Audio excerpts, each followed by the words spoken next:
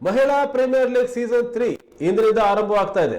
ಕಳೆದ ಬಾರಿಯ champion royal Challengers Bengaluru ಮತ್ತು ಗುಜರಾತ್ ಜೈಂಟ್ಸ್ ನಡುವೆ ಉದ್ಘಾಟನಾ ಪಂದ್ಯ ನಡೆಯುತ್ತೆ. ಪ್ರತಿ WPL ಋತುವಿನಲ್ಲಿ ಉದಯೋನ್ಮುಖ ಭಾರತೀಯ ಆಟಗಾರ್ತಿಯರ ಪಟ್ಟಿ ಬೆಳೀತಲೇ ಇದೆ. Alyssa Healy, Sophie Molineux, Kate Cross ಅವರಂತಹ ವಿದೇಶಿ ತಾರೆಯರು ಗಾಯಗಳಿಂದಾಗಿ ಈ ಆವೃತ್ತಿಯಿಂದ ಹೊರಗುಳಿದಿರೋದ್ರಿಂದ ಮುಂಬರುವ ಋತುವು ಅನುಭವಿ ದೇಶೀಯ ಆಟಗಾರ್ತಿಯರಿಗೆ ಮತ್ತು ಹೊಸ ಪ್ರತಿಭೆಗಳಿಗೆ ಮಿಂಚಲು ಸುವರ್ಣಾವಕಾಶ ಕಲ್ಪಿಸಿದೆ. ಗುಜರಾತ್ ವಡೋದರಾ ಮೈದಾನದಲ್ಲಿ ಮೊದಲ ಪಂದ್ಯ ನಡೆಯುತ್ತೆ. ಈ ಬಾರಿ ಯಾರು ಕಪ್ ಗೆಲ್ತಾರೆ ಅನ್ನೋ ಕುತೂಹಲ ಮೂಡುವಂತೆ ಆಗಿದೆ.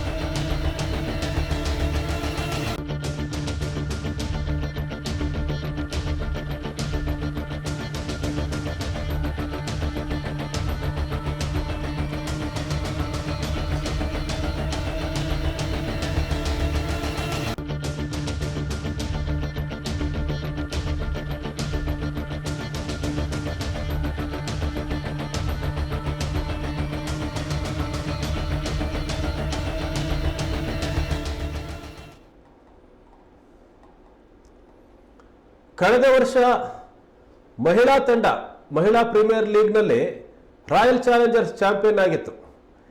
ಈ ಬಾರಿ ಮತ್ತೆ ಮಹಿಳಾ ಪ್ರೀಮಿಯರ್ ಲೀಗ್ ಆರಂಭವಾಗ್ತಾ ಇದೆ. ಸೀಸನ್ 3 ಇವತ್ತಿಂದ ಶುರುವಾಗ್ತಾ ಇದೆ. ಉದ್ಘಾಟನಾ ಪಂದ್ಯ ಕಳೆದ ವರ್ಷದ ಚಾಂಪಿಯನ್ ರಾಯಲ್ ಚಾಲೆಂಜರ್ಸ್ ಬೆಂಗಳೂರು ಮತ್ತು ಗುಜರಾತ್ ಜೈಂಟ್ಸ್ ಇವರ ನಡುವೆ ನಡೀತಾ ಇದೆ.